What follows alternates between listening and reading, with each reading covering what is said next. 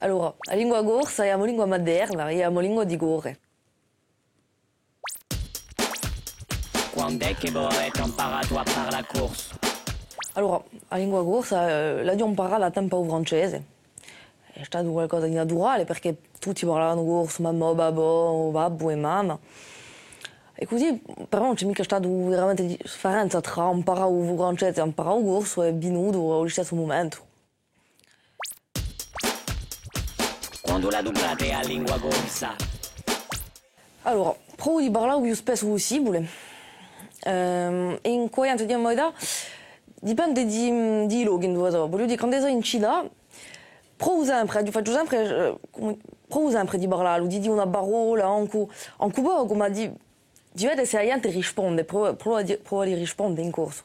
Di stare quando lavoro in pigna, di cittadina, tutti parlano corso, voglio dire che si parla corso come francese, si scambia e non è mica qualcosa che penso veramente, un colpo mi viene francese, un colpo mi viene corso.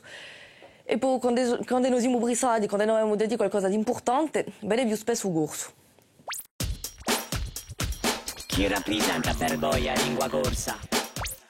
Allora, per me, prima la lingua corsa, ci sono le parole che hanno un significato. Voglio dire che mi rimandano a Mozzidelina, ai miei primi ricordi.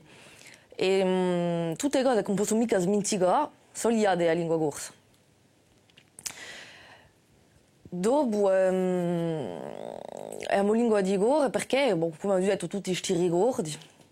È una maniera di avere questo legame con la nostra terra, con la nostra famiglia e con tutto un passato. Noi siamo eredi di una tradizione, di un patrimonio.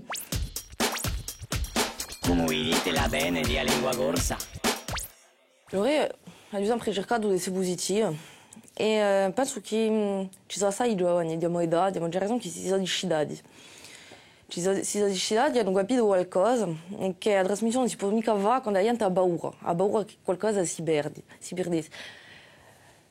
Per me si deve fare veramente, ci vuole essere positivo, ci vuole trasmettere qualcosa mica in questa paura che la lingua sia sparita, ma in quella possibilità che i giovani si ribiessino tutto ciò che noi ci siamo scordati e che certi della nostra età si sono scordati.